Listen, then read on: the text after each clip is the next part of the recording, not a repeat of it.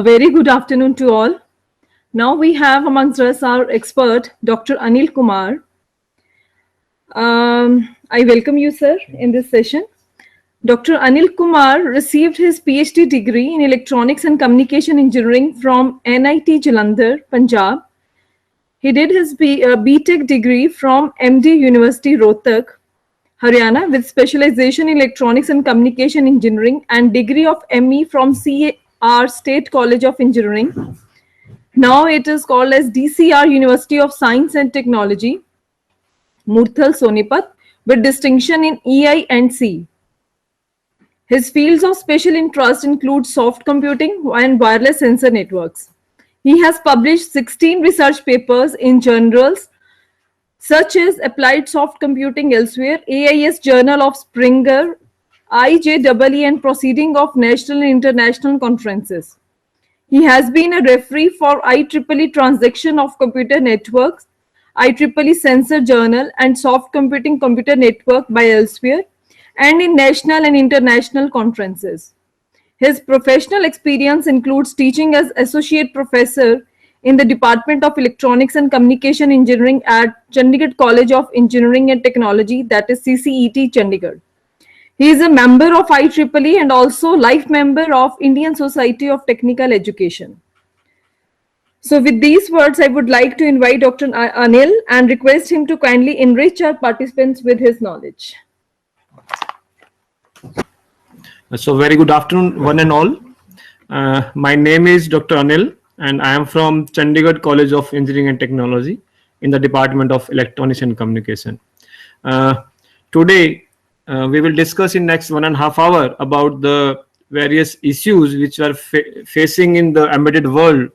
One of the main issue is how parallelly we can compute the data with minimum computational complexity and also with the maximum utility of the hardware efficient to make a hardware more efficient with the limited resources. Then we will further focus on some multimedia processor also, that how the GPU processors are there and making the complexity in the computation is very low.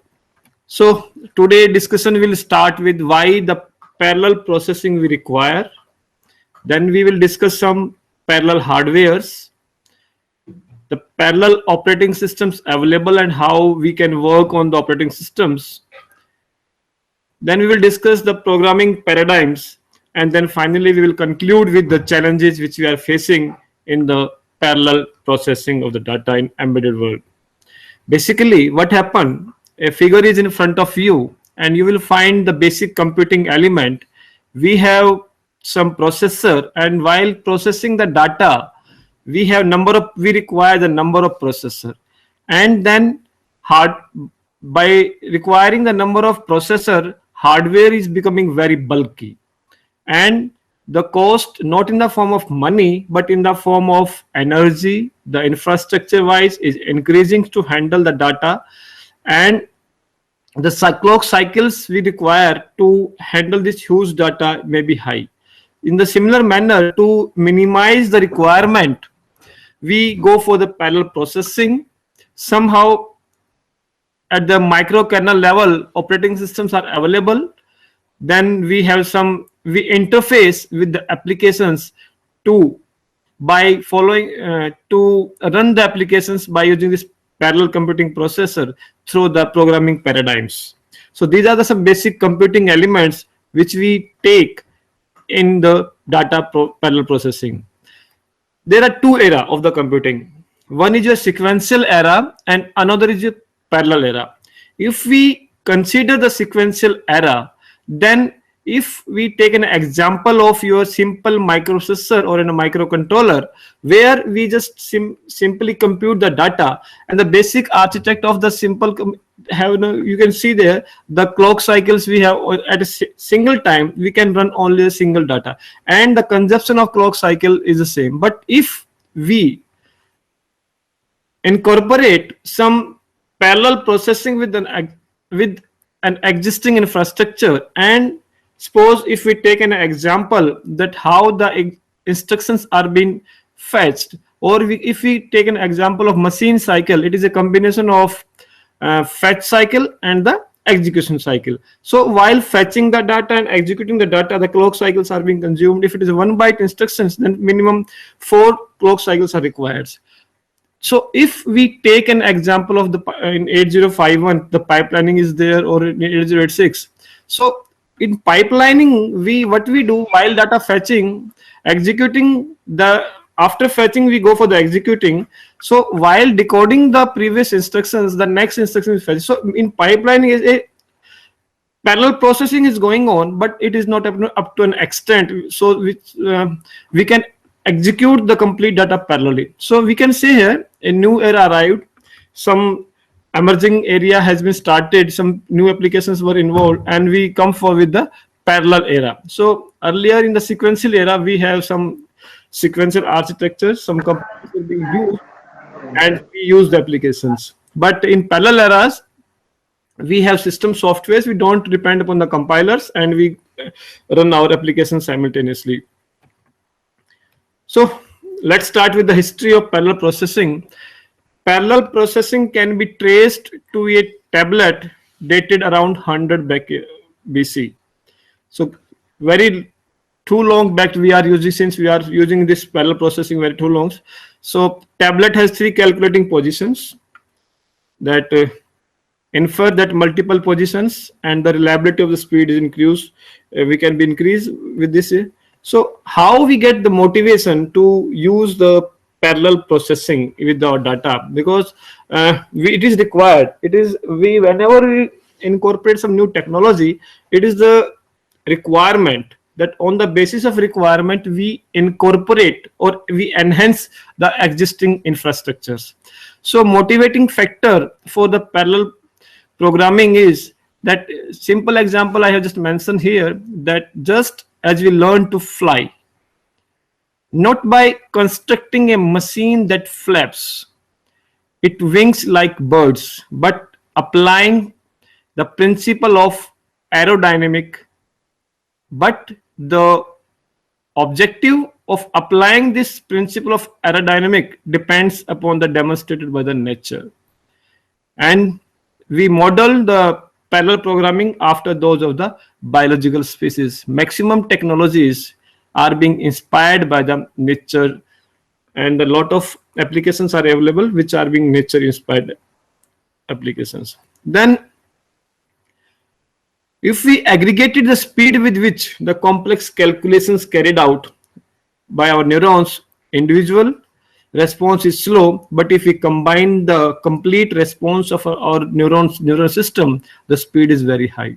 And it is the best example that in our neural network or the neuron systems, we do a lot of parallel computing. So by motivating, or by we get a motivation from our neural brain system, that how when we people are parallelly processing the thoughts in our brains, why don't we apply the same phenomena in our computer system?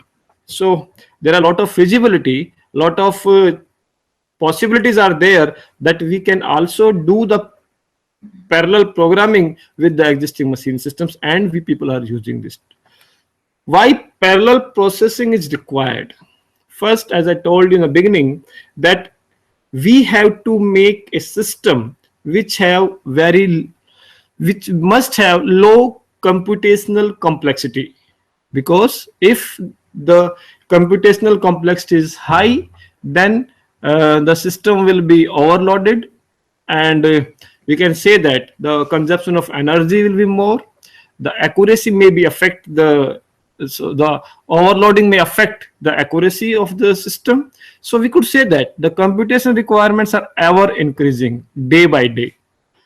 Visualization, distributed database, then simulations, scientific predictions, and everywhere, because we people are playing with the data. If we take our simple example of a mobile, then we want to run this number of applications simultaneously, and we want to make it in a very handy. So while our processor, how the processor is being handled, and we are using the octa processor, we are dividing dual processor. So octa processor means the processor is divided into the this, we could say, the different categories, and there we are running the application simultaneously. So we require to make to run the number of applications again and again or simultaneously. So to extract the simultaneous output, we need the parallel programming. If we take and if we consider the sequential are architectures reaching physical limitations. Just if we take an example of your wireless sensor network, and we are dealing with the sequentially, so speed of light is there which affect, because we could say that the line of sight problem is arising with there. So then, and then the thermodynamics effects, temperature are affecting. So a lot of issues are there which needs to enhance the processing, that the parallel processing is required to handle the bulk size of the data, even though we are doing the clustering even with our instruments machines, so that data can be handled parallelly, efficiently, and speedily.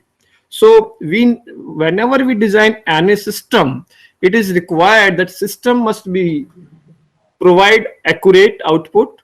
Along with the accuracy, system must be efficient with the advancement with the emerging technology. Then the system must be scalable. Scalability defines in terms of that the data may be small or huge or a very bulky data, but that system must perform accordingly and efficiently.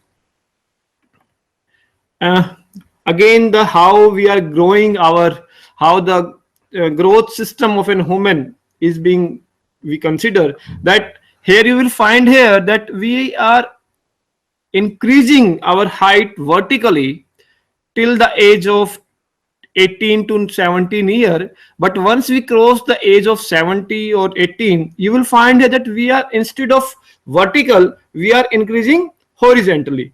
So here you can see that how the vertical growth we had achieved and up to an extent, but as we are increasing horizontally, that you can say that how that these things are to be handled, how the now data is increasing vertically, horizontally, then along with this it is also increasing vertically also. So this is an example that how the people are how to handle that particular growth, either vertically or the horizontally is required. So here we have the computational power improvement example is there. If we take an example of two processor here, the processor 1 is there and the processor 2 is there. Processor 1 may have the low frequency, whereas processor 2 has high frequency. Then and then we computer, but the thing is that the computational complexity is not being handled, though it is increasing. If we make a cluster of these, even though we required high clock cycles, the frequency, more frequency is required, power consumption, but if we kernel all these processor in a single hardware, and if we do the segmentation of our existing structure, and that segmentation is assigned to the different frequency, or the same frequency can be assigned to each segment, and the segment may be asked that you can perform this task, this, and the memory segmentation we can also be used. So by using the segmentation of the processor, and we can define this multiprocessor, we can enhance the speed, we can minimize the computational complexity, and we can handle the data parallelly. And so if we are handling the data parallelly, we can have a number of applications at a time. So again, the why we need the parallel processing, the technology of parallel processing is mature and can be exploited commercially, and it we are doing right nowadays. Significant, lot of research and development work is being required, lot of tools are available, and environments we are creating. So significant development in networking is also required, because nowadays we people are the part of a huge network where we are just not in the homogeneous network, but we have a lot of heterogeneous network, that a data of a highly bulky we have to handle. So we require the parallel processing over there. And to compute, even though if we take an example of heterogeneity, then we have a lot of different machines, and we are handling their data parallelly. to which we have interfaced to a single machine. So then we require the parallel processing. Then we again, as I discussed in the very beginning, that we require to improve the hardware like pipelining, uh, superscalar, etc. Are, but because these pipelining and superscalars are not non-scalable, but we require the scalable components. We require the scalable systems. So we need the sophisticated compiler technologies. We need such software which can handle these non-scalable activity components with this in the system. We though somehow the state vector machines are there, so vector processing works well for certain kind of problems we can handle. But somehow when we go for an NP hard problem and the multidimensional problem, again we got a problem that how the NP hard or the multi-dimensional problem can be handled. So there again we somehow some definite uh, or differential vector solutions are available. Some other solutions are also available to handle these large scale data efficiently, even though we have some optimum solutions which we can go for. But to handle these data, the hardware structure is required, and hardware is the first component which we need in parallel processing.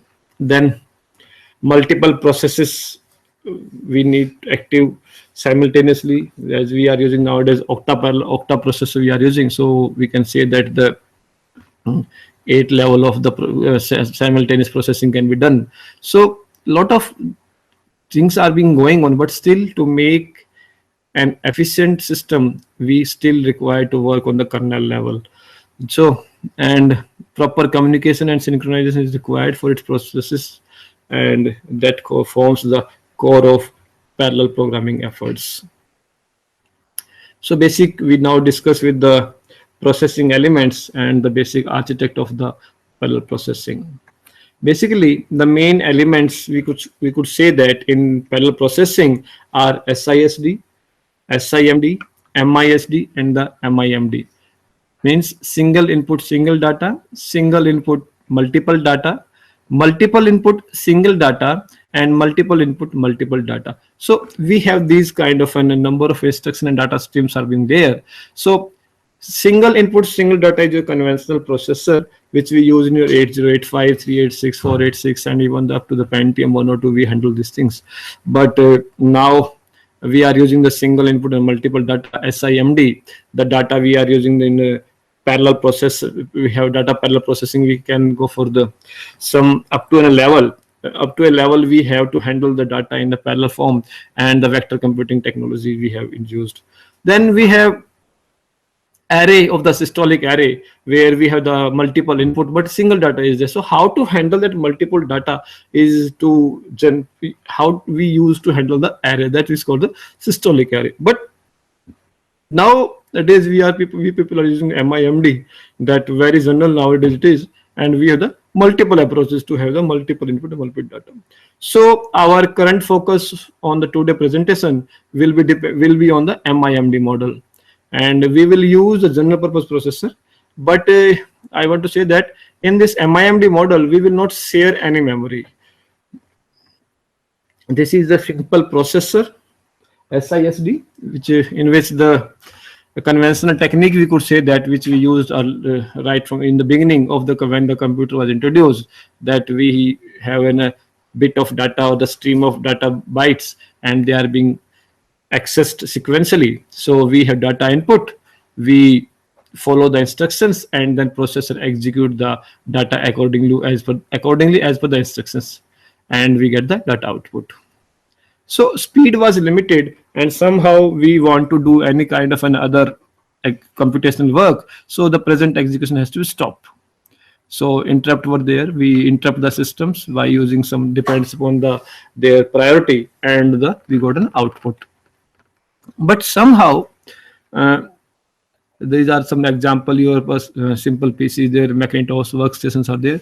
But earlier days also some kind of a cluster form were used to make some supercomputing, and in that case also we used some parallel processing up to some an extent.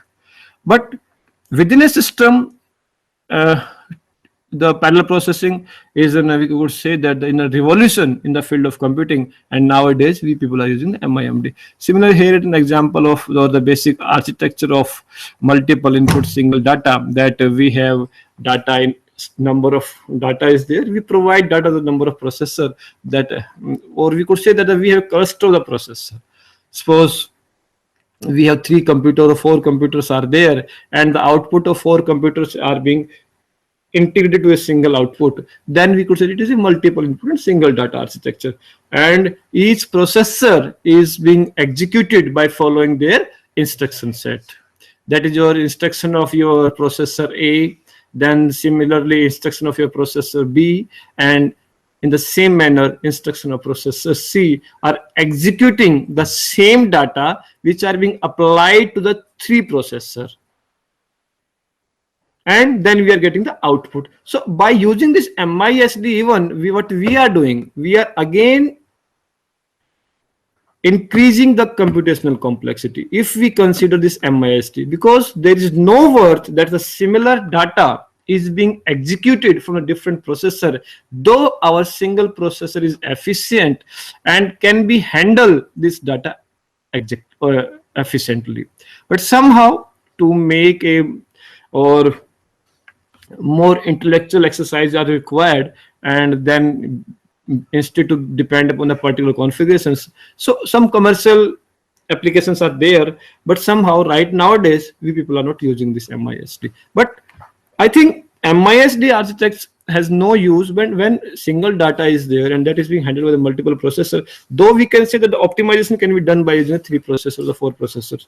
But when the same data is being handled by a single processor, then we require to handle the data with the now SIMD is there. SIMD is your single input multiple data. Whenever you find any kind of a problem and you want to ask, you can raise your hand or you can ask me at any moment. Same for you all people who are watching me on this live.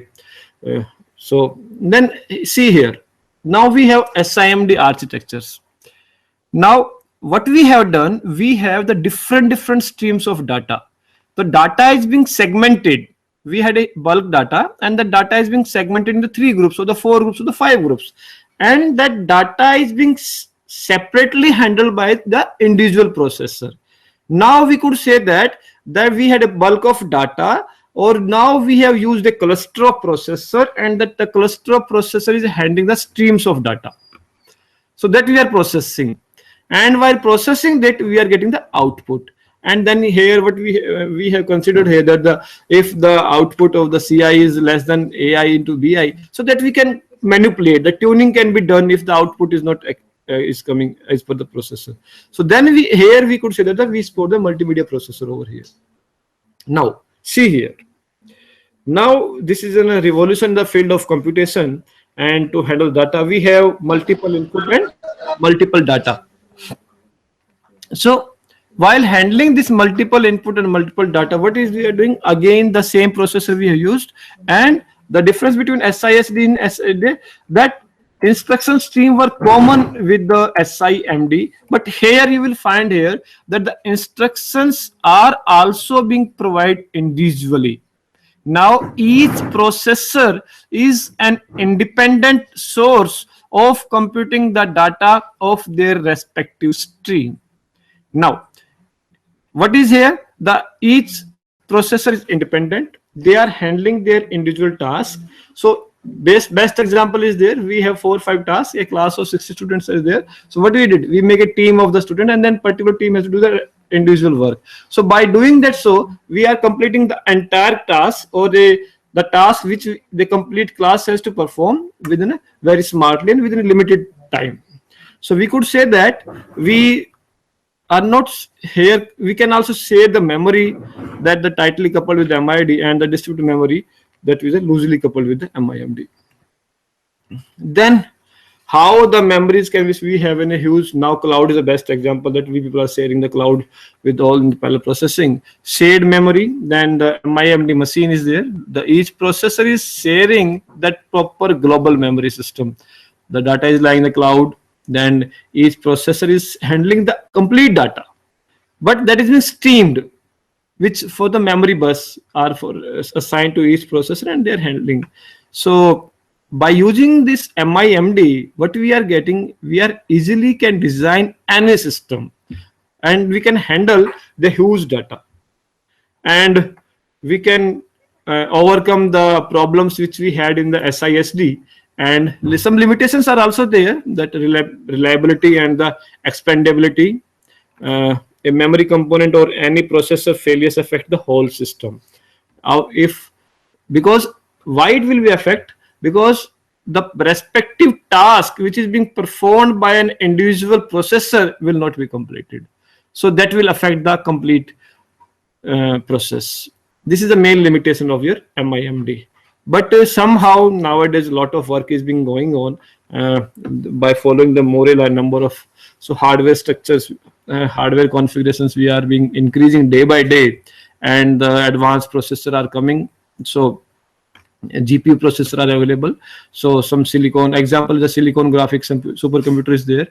So which handle a huge data. Google is using, even your I can say that Google is the main who are using the silicon graphics supercomputers. And then I think so. I think some other companies are also there who are handling the who are using this silicon graphics supercomputer. But the graphical GPU processor are being used to handle what happened. We use the GPU processor to handle the data, and the data which are being handled by simple computer took near about 5 to 6 days, but GPU processor simulated the data within the 20 to 30 seconds. So you can see that how the speed is increased from the 5 to 6 days. We are completing the same task in the 20 seconds. So this is the main advantage, and somehow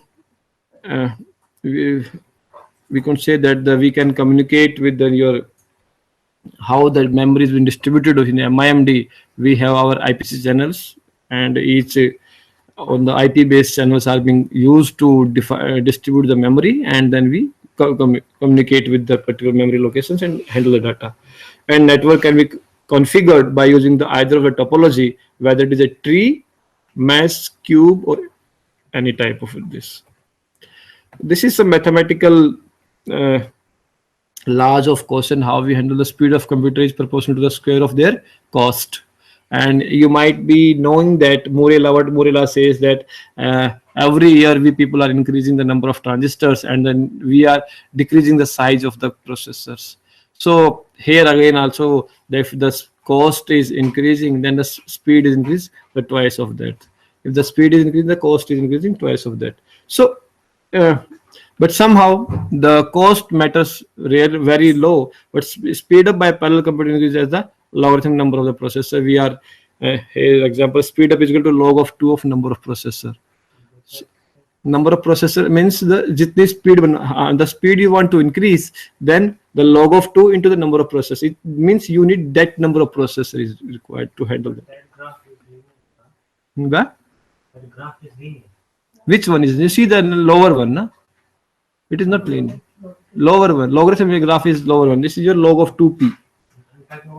Upper graph is not in log of that. Is just if the speed is increasing, the cost is increasing twicely.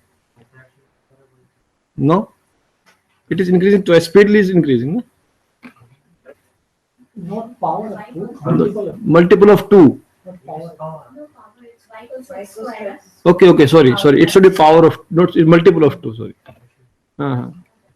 Then the the very fast development in the parallel processing can and relate area have blurred concept boundaries because a lot of confusions are there in the terminologies, just like your concurrent computing.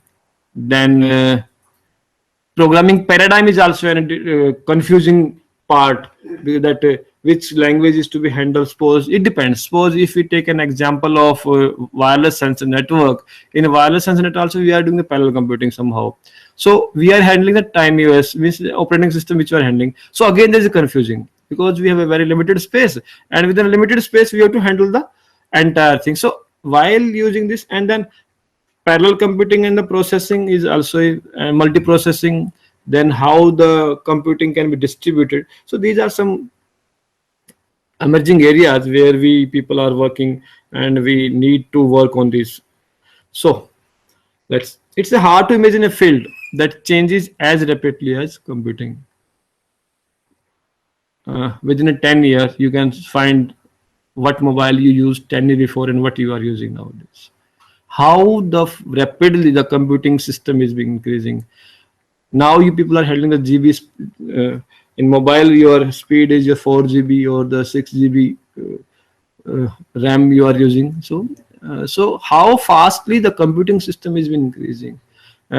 Nowadays we are using your I series of the computers, and this is the only field where the computing process or the computing is increasing very fastly. Means we can't think of that. And the 64-bit so operating systems we are having now, you can imagine of 2 raised power 64-bit is the how much data we can handle single with the what is the size of your address bus and data bus. Though earlier we use only of 2 raised to power 8, we started with 2 raised to power 4, then 2 raised to power 8, 16, 32 and 64-bit windows we are using. So this is the only area where we are just changing the computing system so rapidly. And somehow we can say computer science is immature science, because some standard taxonomies we are not using, some standard terminologies we are not using, though we are using the techniques, but they are not being standardized up to an extent. Some standards are available, but still we require to provide. Just take an example of your IoT. If we take an internet nowadays, everybody is moving towards the IoT. But have you find ever any standard of IoT? There is no standard till date of IoT. There is no particular technology of your IoT. People are using it. Everybody is designing their own IoT, but we require to handle some. We require some standards so that we can make it generalized technique. Similarly, in computer also, we can say that computer science is, that's why we quoted here that computer science is immature science. So even well-defined distinctions like shared memory and the distributed memory are merging due to new advances in technology. Somehow good environments for development and debugging are yet to emerge. We need some good environments. We need some good kind of structure. Hardware structure means we need structured hardware. Tired architectures we require, which are not available.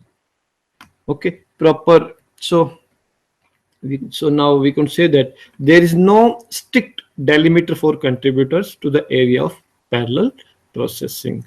So these are some CEA operating system as high-level language, databases, computer networks, all have a role to play, but strict delimiter is not there.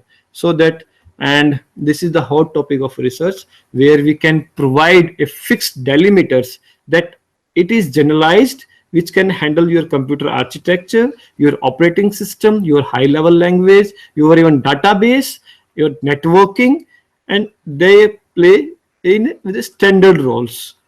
Okay, so this is a hot topic to research, to provide a strict delimiter to the parallel processing.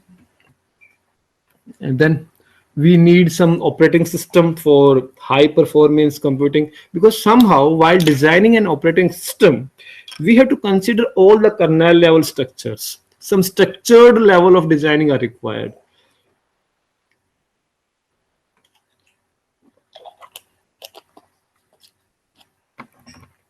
So yeah, you can see here that the type of parallel systems are here.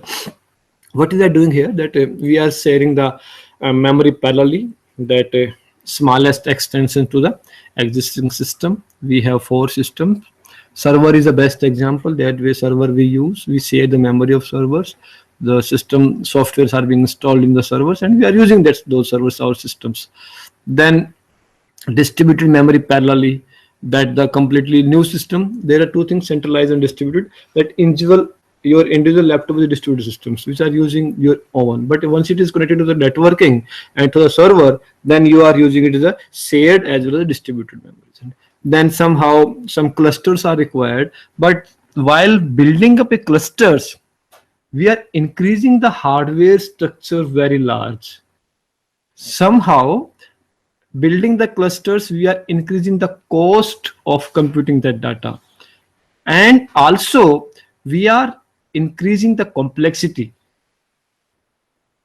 Complexity means we have 15 to 20 computers, they are performing the same task.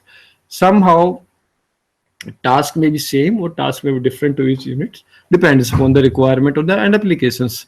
The clusters may be cluster head, maybe the cluster head which we have considered maybe not so efficient to handle all the data, so a lot of issues are there. So to handle all the issues, the communication will become slow. So then operating system for this your MIMD, that the MIMD parallel processing system having thousands of processors requires operating systems radically different from current ones. Means we need that kind of an operating systems which can handle, because while we design operating systems, we need that each kernel level of your hardware should be properly integrated. Each layer of a hardware should be properly integrated, and the defined task of each layer should be properly will be handled and computed. So every CPU needs your operating systems, and we have to manage its resources and to hide its details. Traditional system जो हैं, they are your heavy, complex and not suitable for your MPP. So that's why we need some segmented processor, your core, dual core, your quad core, these kind of a process. So we need some parallel core of your processor so that we can handle the huge bulk data. Somehow this is your hardware requirement while we design the operating system models. We need to framework that unifies features, services, and your tasks performed. What kind of features you want to incorporate, which services you want to have from that particular operating systems, and what task to be performed by the operating system is required. Basically, three main approaches are available, or it is required when we design any operating system, that monolithic operating system, layered operating systems, and the microkernel based operating system. Monolithic means the complete structure of your how to handle the complete structure.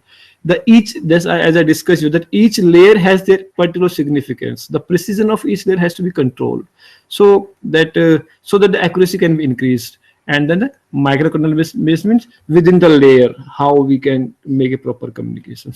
So example is a client to server and their operating systems. Then they are suitable for your MIMD parallel programming systems. And somehow simplicity is required, flexibility, even with the flexibility, the scalability is required, and the high performance are the main factors which required while designing the operating system. Let's see how the monolithic operating systems we can design. As I told you that we complete structure is to be handled. So we have some applications programs, and while designing these application programs, the system service we are using and the hardware which we are sharing with each other, and then we are designing the user mode is your application program, and the kernel mode is your system and your hardware. Okay, so by using this complete utilization of the hardware with the system services, what we are doing, we are increasing the performance. By using this, we can have the better application performance. Then somehow difficult to extend, and your MS-DOS is the example for this. I'm not then your layered operating system is there. We define each layer, and each layer has their individual task, and then they make a proper integration. Each layer make a proper integration with their upper layer or the lower layer, and then they communicate with each other and they perform their respective tasks. And then finally we go for the Unix is the best example of this, your layered operating system. And it is easier to enhance. We can, and each layer of the code access lower level interface with this, and the low application performances are there somehow. Then this is your traditional operating systems, operating system design, and completes her cheese. He has taken the entire everything and then putting a hammer on it and then breaking the system. So it is a very tedious task to have in this if we keep following our traditional operating systems. So that's why we are just improving day by day every operating systems. And a lot of, if we started with the window, what window we are using the 10 year before and what, so basic fundamental is same, but the features are being what features we are extracting from window are the very updated and new features we are having. So this is where the how the operating systems can be designed. Now this is a new trend in operating systems. We have some applications, server is lying somewhere, and the somehow the some sub servers are also, your cloud is the best example. And now we are using the very efficiently.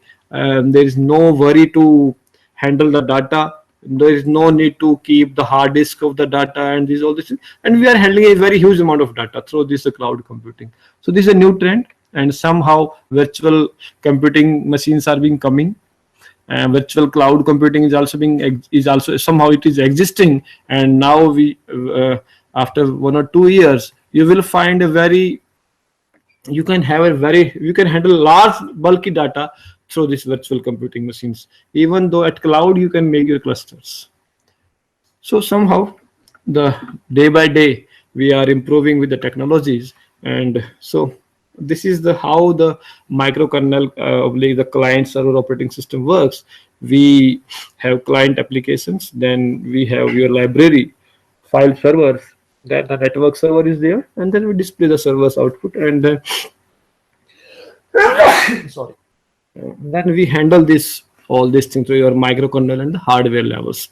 Send and this is how they communicate. So as I mentioned, the tiny OS kernel is there. Where the tiny means the small, and OS tiny operating system kernels are providing basic permittivity, the process, the memory use, then the IPC, and the traditional services become subsystems. Monitoring application prefers competence, and your operating system it is your microkernel plus user subsystems. Your Mac is there, the Paras, Chorus. These are some example of your microkernel client server operating systems. These are some popular microkernel systems: your Mac, CMU, Paras, CDAC, Cores, Connex, and Windows.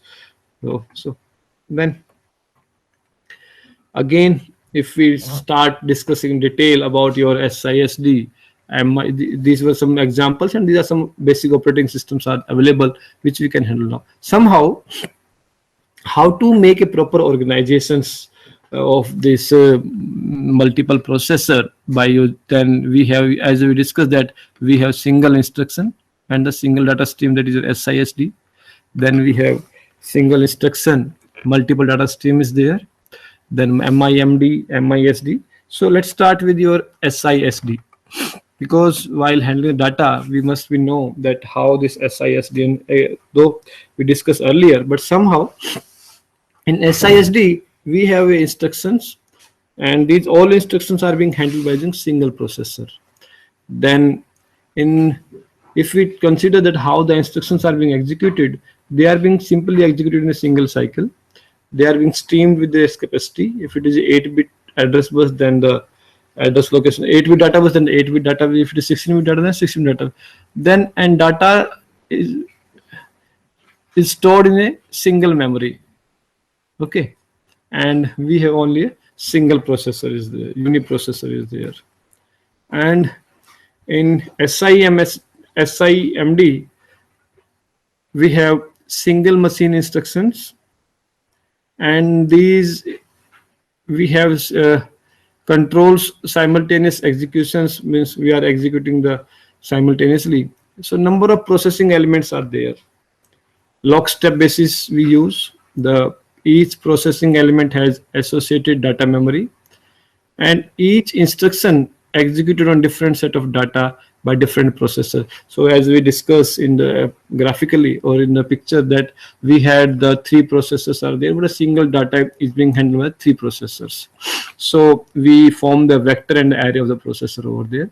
And similarly in MISD, we have the sequence of data.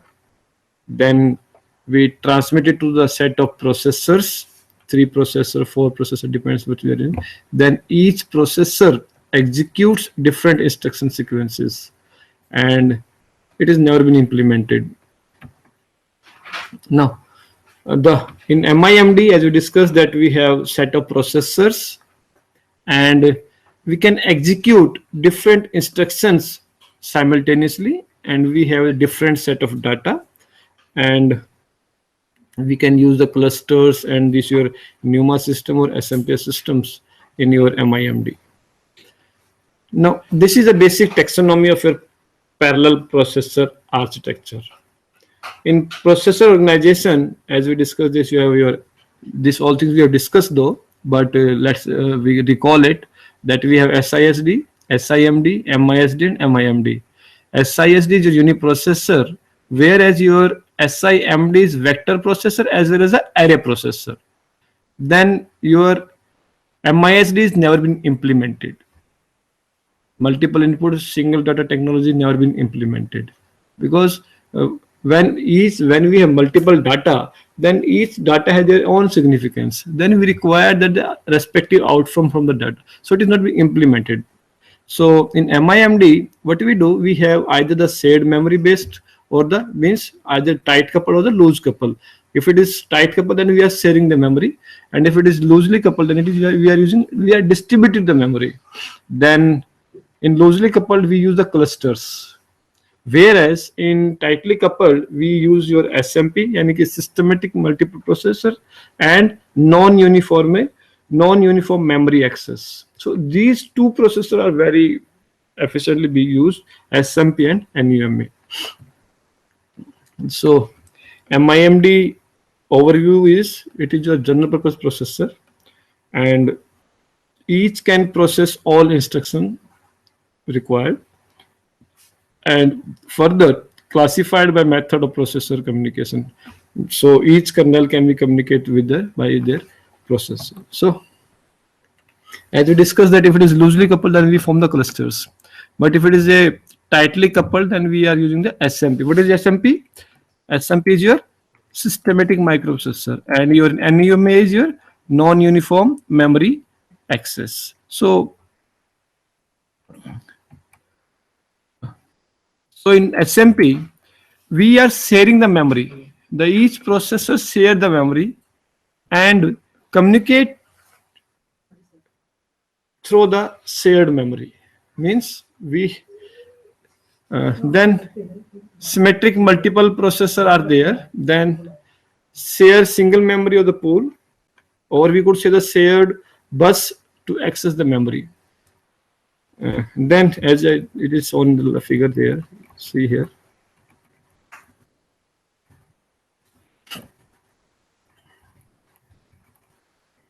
Here you will find here that we are sharing the memory. Sorry, distribute. We are here sharing the memory. We have simple memory, single memory is there, and we are sharing this memory. So here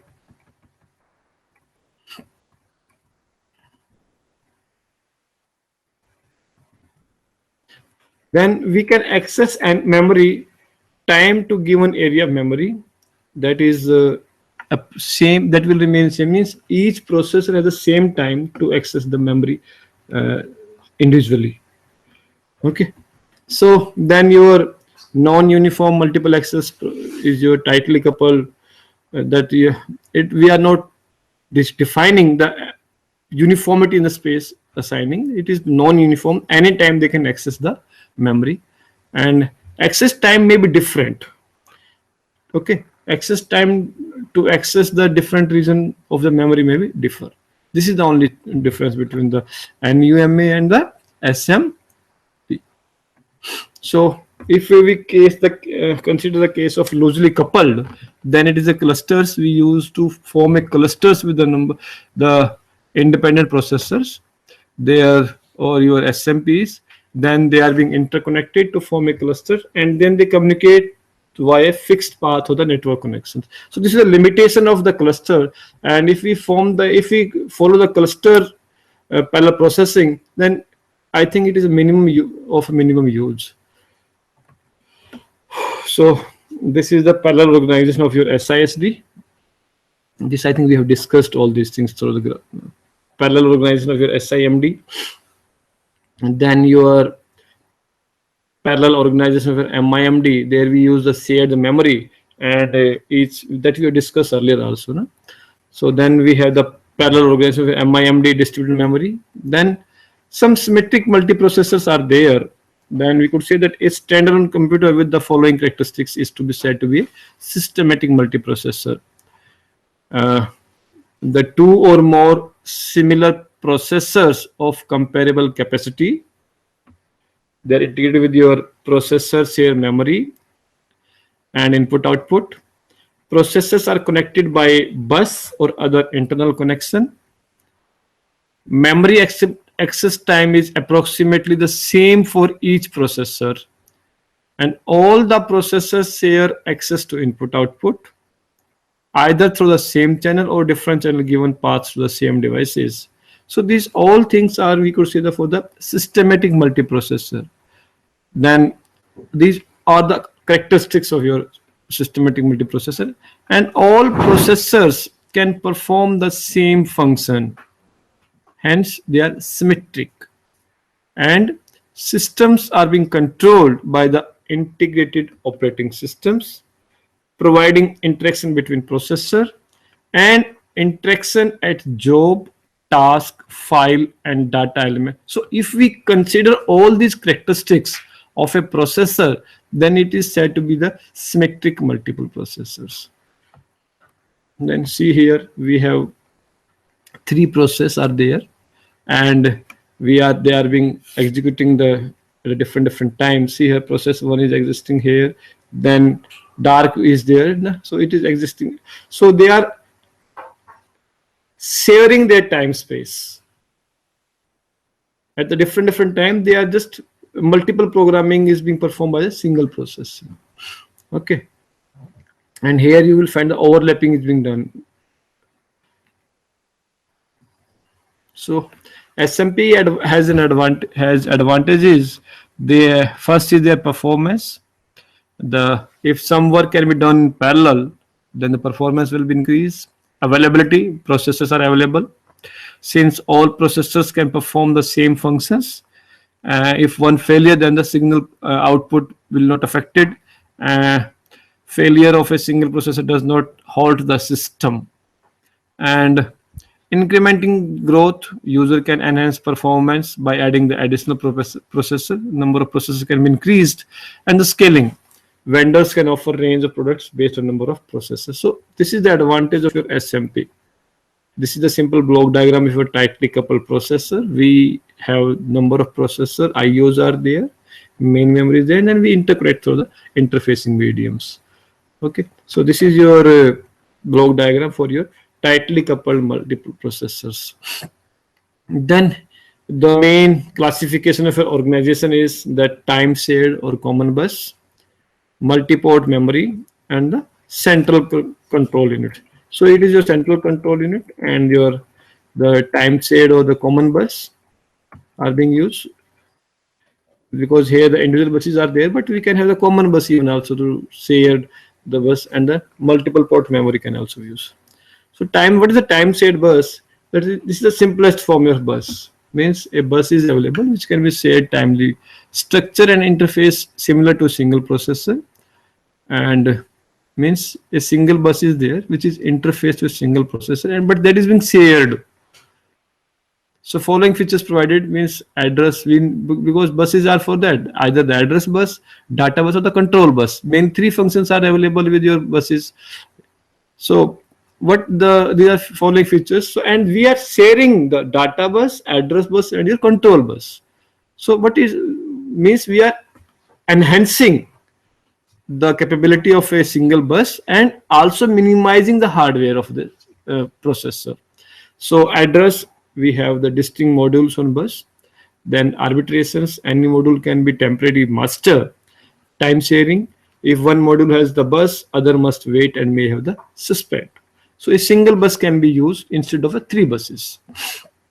Now have multiple processor as well as a multiple input out modules. So to handle these IOs, multiple IOs and a multiple processor, we need the time sharing bus, that you remain at the halt, or you are the execution which is being presently going on have the low priority, whereas the thing which is to be coming up has a high priority. Then the present execution can be halted or the suspended temporarily, but the bus utilization is same. The same bus is being used. Okay. So here your symmetric multiple processor organization is there. We are sharing the main memory with the different IOs. So time share bus advantages are, it is simple, simplicity, flexible, and reliable. So time share bus disadvantages are also there. That main is the performance is now the performance is totally limited, because depend upon the, if bus is available, then we can perform the respective task. So we have to be, this is the main limitations. And each processor should have local cache memory, which will reduce the number of buses accesses. Okay, and which leads to the problem of the coherences of cache memory. So we require such hardware which can be used, that the buses can be shared, but the coherence of the caches can be solved properly. So operating system issues are there while using this. We have some simultaneous concurrent processes are there. The scheduling should be proper. Synchronization, because common memory is there, we have to provide the proper management of the memory, and the fault tolerance and reliability is also required. So these are some issues which need to be incorporated while designing the operating system, so that the minimum number of issues can be raised. So this is your a mainframe of your SMP. IBM Z series processor is available. So that it is a uniprocessor with one main memory card to a high-end system, and has 48 processor and 8 memory cards. Okay, so you can see that how much the hardware are being interfaced with a single processor, and they are being executed simultaneously. The dual core processor chip is there. Each includes 2 identical central processor. That we have discussed all these things, that we have dual core processor, the L2 cache memory 32 MB, then system control elements are there, which arbitrate the system communication and maintain the cache coherence. As I told you, that we need to design some systems which can handle the coherence of the cache memory. Okay, then main store control is there. Again, how to make a proper interconnections between the cache memory and the main memory is required. Then memory cards are being used to store the data externally. They are being interfaced either to SSI or MSC medium. And then we have the memory bus adapters, MBA, that is used to interface the IOs channel, and they go direct to the L2 cache. Depend upon the, so this is just somehow the basic structure of your, we have central processor, memory bus adapter, main store control, system control. So this is a complete structure how it works. Okay, then cache coherence and MESI protocols. That the problem, the multiple copies of same data in different caches, because you can see here the copying problem is again there. The number of the same data is being copied number of times. So how to handle and how to minimize the problem of copying of a data, same data to the number of memory is again required. So it can result in an inconsistent view of memory. Somehow consistency is required, and we write back policy can lead to inconsistency. So, and we can also go for the write through can also give problem unless cache monitor memory traffic, because traffic will be increased and it will be so. Some software solutions are available to handle this problem. compiler and operating system deal with the problem. Then overhead transfer to compile time. We need to design complexity transferred from hardware to software.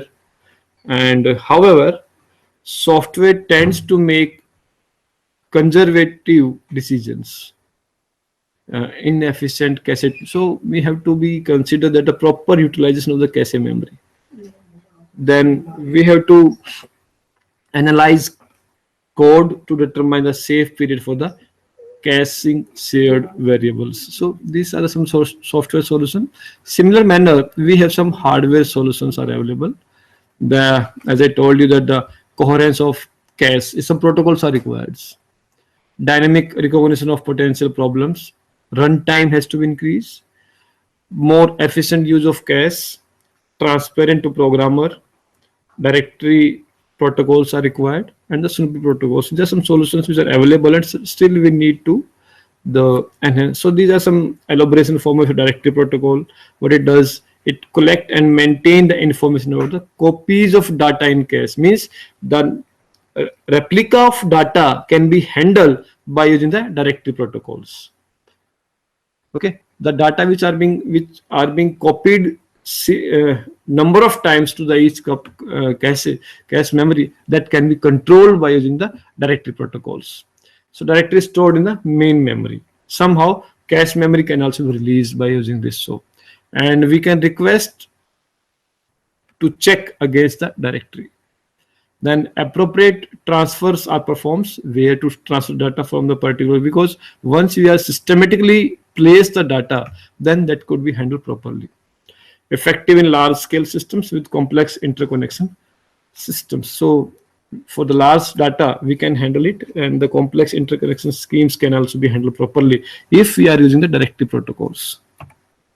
Then Snoopy protocol is there, which is used to distribute the cache coherence responsibility among the cache controllers. Now by using the Snoopy protocols, again the problem of cache memory is being handled. Then cache recognize that a line is shared.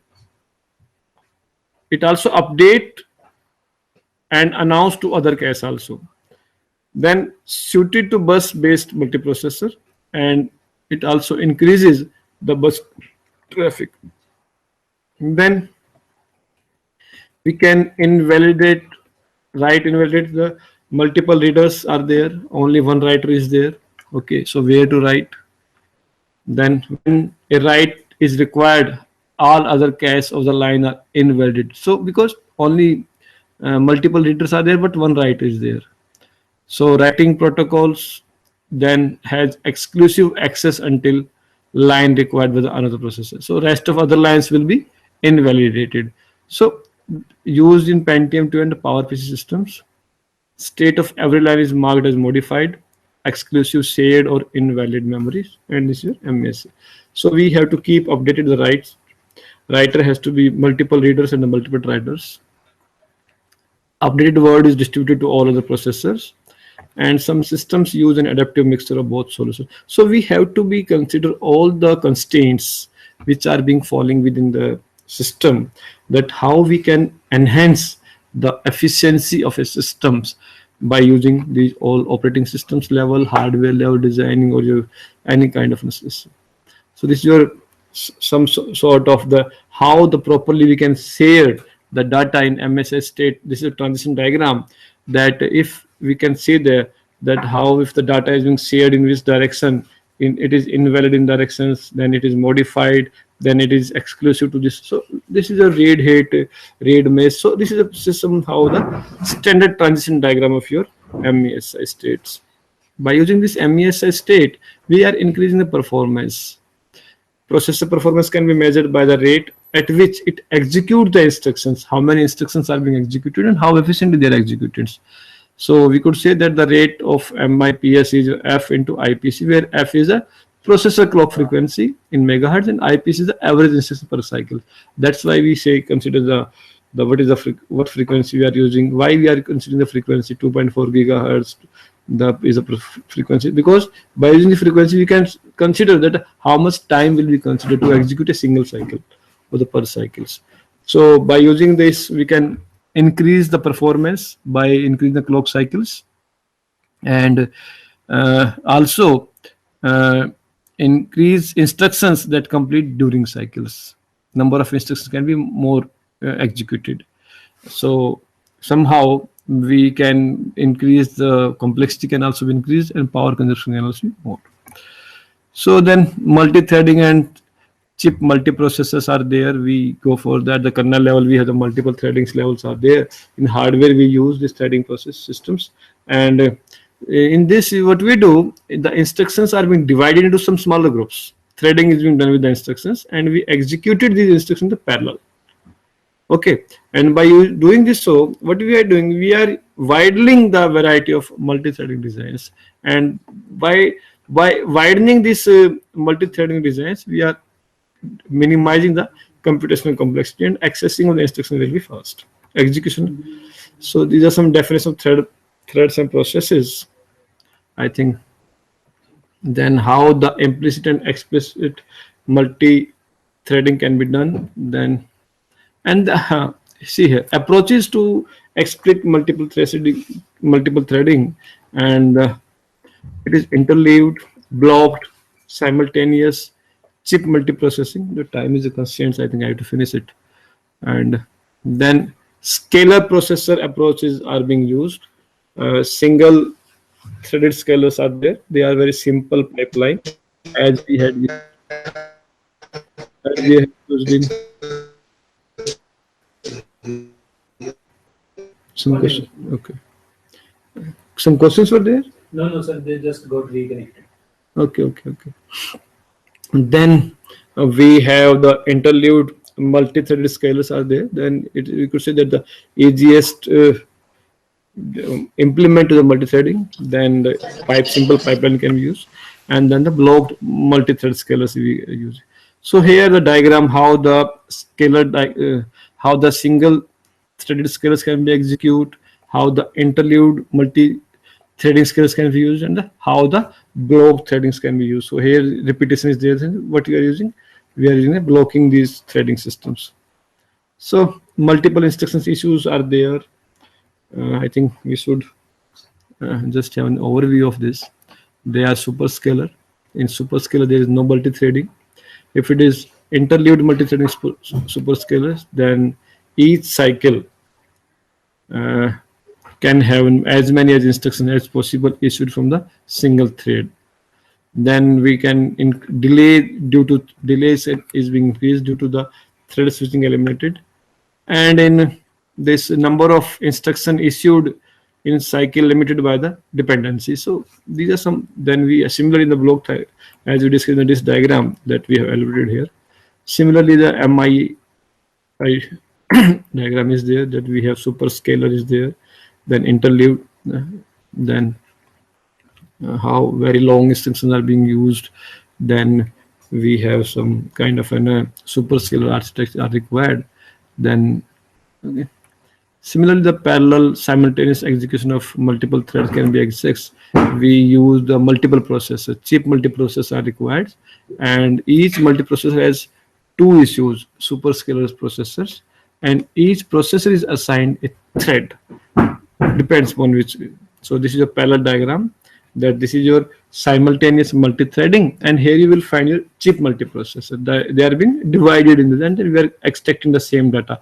So by dividing this chip multiprocessor, we are increasing the speed, and we can easily access the data from the bulk of the data. So example of this, your Pentium 4 is the best example.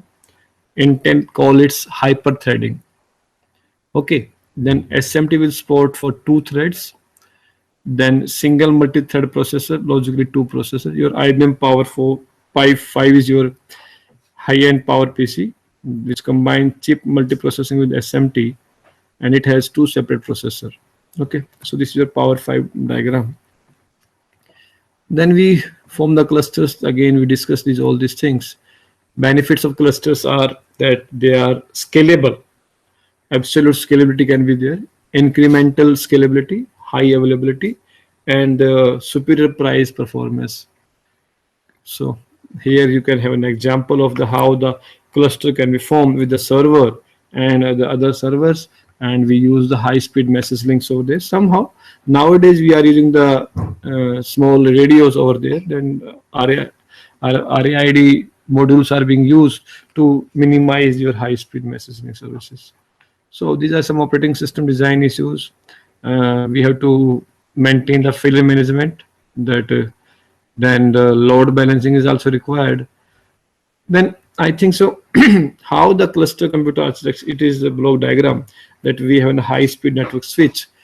Either your Ethernet or other optical fiber cables are being used, and we have some different power stations are available, and then we are completing building a clusters with the middleware, and then we are executing the data sequentially or the parallel. It depends upon the data. So these are some cluster middlewares, and but somehow people are also using the blade servers. Nowadays people are using the blade servers over there, na? So they are common implementation of clusters. Blade servers right nowadays are being used very efficiently, and server houses multiple Google is also using the blade servers. Okay, it space the save, and it improves the system management. Chassis provided power supply, and each blade has processor, memory, and a disk. So by using this, the hardware infrastructure is reduced very low. See here, this is an example of 100 Gbps Ethernet config with the massive blade servers. Okay, and your telephone exchange are the best example of the blade servers. Then so this is then your non-uniform memory access. I think we should note this. Here is an example of your NUMA that we are being interconnected with the number of servers, we are building we have the 4 or 5 main servers, and they are being connected with. Then cache coherence, we discuss all these things. Then the NUMA pros and cons, that the effective performance at higher level of the parallelism than the SMP. No major software changes are required in your NUMA, and performance can break down if too much access to remote the memory. So these are some of the pros and cons of your not transparent system is there, and availability is very low. So then we go for the vector computation. I think this is your we have 2 vector additions example is there, and we can, so it means we have the number of array, so sorry, number of components in the array, and then we are combining to a single unit. Then approaches for this vector approach is that we use general purpose computer, and we use the iteration to do the vector calculation. Iterative calculation work is being done, though it is time consuming, but somehow we can use this one also. So in processor designs, we require the pipeline ALU units within the operations and across the operations. Then parallel ALUs are also required, and the parallel processors also required. So somehow how we can use this, it is available here, that pipeline ALU is there, then we have the parallel ALUs are there.